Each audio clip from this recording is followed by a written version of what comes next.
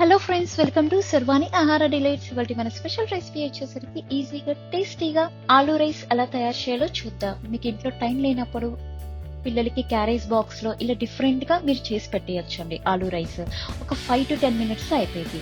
ముందుగా బాండీ పెట్టేసుకొని ఒక 3 tablespoon స్పూన్ ఆయిల్ వేసేసుకోండి.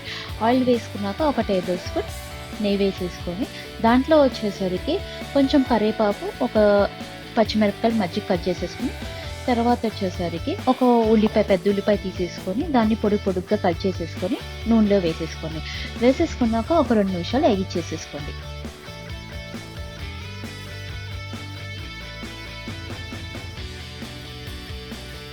వేగిచ్చేసుకున్నాక మీరు ఒక పెద్ద ఉల్లగడ్డ తీసుకోవాలి. అది చెక్కు తీసేసుకొని క్యూబ్స్ లాగా చిన్న పీసెస్ గా కట్ చేసేసుకొని వేసేసుకోండి.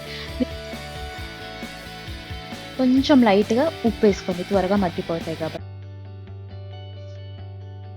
కలిపెట్టేసుకున్నాక దాంట్లో వచ్చి మీకు స్వీట్ కార్న్ ఉంటే ఇంట్లో స్వీట్ కార్న్ వేసేసుకోండి, లేకపోతే అవసరం లేదు. స్వీట్ కార్న్ ఉడకబెట్టేసుకొని అవి కూడా వేసేసుకోవచ్చు. కొంచెం అల్లం వెల్లుల్లి పేస్ట్ వేసేసుకొని కలిపెట్టేసుకోండి. ఒక 5 నుంచి 10 నిమిషాల లోపు ముక్క త్వరగా మగ్గిపోయింది. మూత పెట్టేసుకోండి.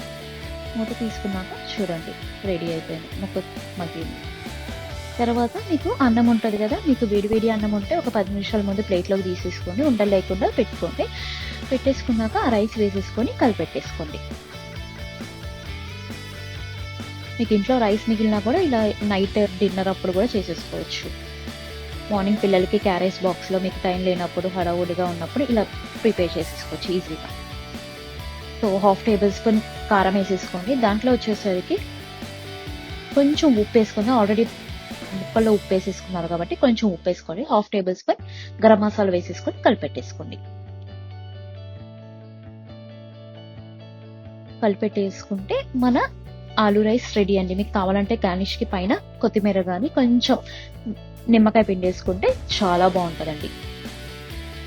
ప్లేట్లోకి తీసేసుకొని ఉల్లిపాయ పెట్టేసుకుని పెరుగుతో తింటే సూపర్ టేస్ట్ ఉంటుందండి. మీరు తప్పకుండా ట్రై చేసి చూడండి. ఈ వీడియో మీకు నచ్చినట్లయితే లైక్ చేయండి, షేర్ చేయండి మరియు సబ్స్క్రైబ్ చేయండి. Thank you.